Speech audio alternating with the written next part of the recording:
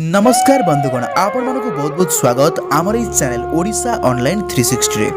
दर्शक बंधु आज वीडियो रे आमे जानिबा निजर सबुठारु बड़ कमजोरी को केमिति चिन्हिबे एवं एहा को जानि पारिले जानि रखंतु जीवन रे केबे भी दुख पाइबेनी। तो चलंतु दर्शक बंधु एई टॉपिक ऊपर आज रे वीडियो को आमे आरंभ करिबा। वीडियोटी भल लागिले निहाती भाबरे वीडियो को चैनल को सब्सक्राइब करिवे, वीडियो को लाइक करिवे। तो चलंतु टॉपिक के आरंभ करिबा। बंधुगण आपण माने भगवान श्रीकृष्णकर लीला विषय रे निश्चिंत अवगत थिबे। तांको लीला को केही भी केबे भी बुझी पारंती नाही। से निजर सुंदर हसरे समस्तक हृदय को क्षणक ही चोरी करि दियंती।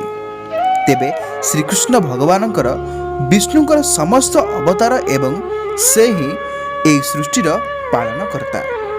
तांको जोगु ही एई सृष्टि चलीछि एवं चालुथिबो। श्रीकृष्ण निजर भक्त मानकर समय समय परीक्षा मध्य नहीं थांती।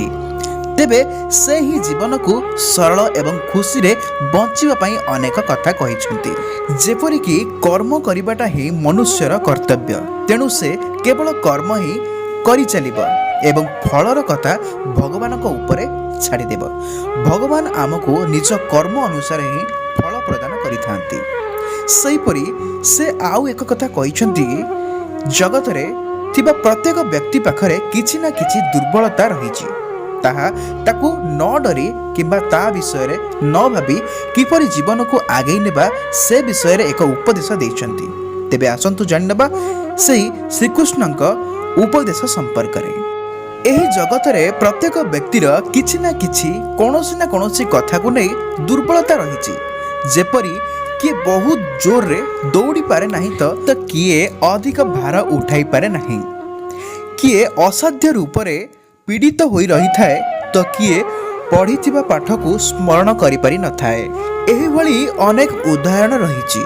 कोन आपण एमिति केउ व्यक्ति को जानिछंती जहार कोनोसी भी दुर्बलता नथिबो एवं सब किछि प्राप्त थिबो?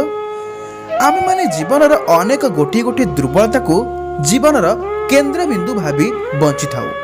यही कारण जोगु हृदय रे दुख पीड़ा भरी रहुथाए एवं सर्वदा असंतुष्ट होइथाए। निर्बलता जन्म किंबा संजोगरु प्राप्त होइथाए, किंतु सही निर्बलता मनुष्यर मन को निजर मर्यादा बनाई देइथाए। किंतु किछि व्यक्ति एभली भी अछंती जेउ माने निज श्रम एवं दृढ़ विश्वास रे सही निर्बलता किंबा दुर्बलता को हराई देइछंती। एहार अर्थ हेउची भगवान निश्चित मनुष्य को दुर्बलता देइथांती, किंतु मर्यादा मनुष्यर मन ही करिथाए। तेणु निज पुरुषार्थ एवं परिश्रम रे से दुर्बलता को हराई आग को बढ़िबा ही जीवन यापन करबा आवश्यक। दर्शक बंधु आज रे वीडियोटी आपनको निहाती भल लागिथिबो। वीडियोटी भल लागिथिले वीडियो को लाइक करिवे एवं आगामी दिन रे एपरि वीडियो देखिया पई चैनल को सब्सक्राइब कर बेल आइकन क्लिक कर देबे। धन्यवाद दर्शक बंधु।